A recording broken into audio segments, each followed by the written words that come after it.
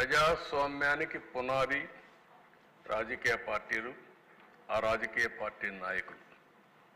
చిన్న పార్టీని కూడా ఎప్పుడైనా సరే విమర్శించాలన్నా, దాడి చేయాలన్నా భయపడేవాళ్ళం.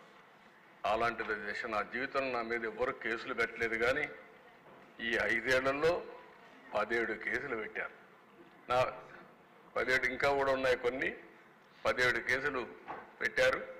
ఇంకొక పక్క ఒక కేసు అయితే నా మీద తెలంగాణ సమైక్య ఆంధ్రప్రదేశ్ ఉన్నప్పుడు బాబ్లీ విషయంలో మేము పోయినప్పుడు ఒక కేసు పెట్టారు తప్ప, అది కూడా పబ్లిక్ కోసం పోయినప్పుడు ఎక్కడ నాకు చిన్నప్పటి నుంచి కేసులు లేవు. కానీ వీళ్ళు వస్తానే 17 కేసులు పెట్టే పరిస్థితికి, చీటికి మాటికి కేసులు పెట్టే పరిస్థితికి వచ్చారు.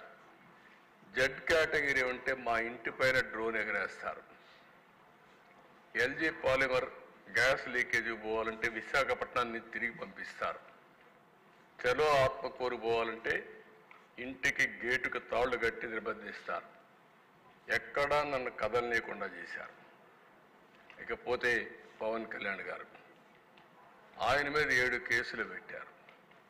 రాజకీయ కార్యకలాపాలు పరిమితం చేసి వెంటనే అవన్నీ కూడా ఏం చేయకుండా చేసి వెంటనే విశాఖపట్నం నుంచి వెళ్ళిపోమని నోటీస్ ఇచ్చి మరీ పంపించారు. బలవంతంగా హోటల్ నుంచి వెకేట్ చేసి బయట వెళ్ళే వరకు వెంటాడారు. వైసీపీ నేతలు వాళ్ళ యొక్క మాటలు చూసే దేశ ఇది ఒక ఫోటో.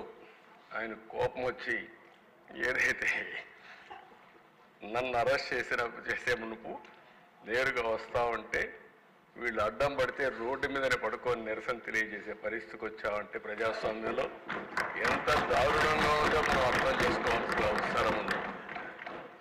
ఇవన్నీ అధ్యక్ష, ఆ తాళ్ళుగడ్డ అన్నీ మీకు చూపించాం. నెక్స్ట్,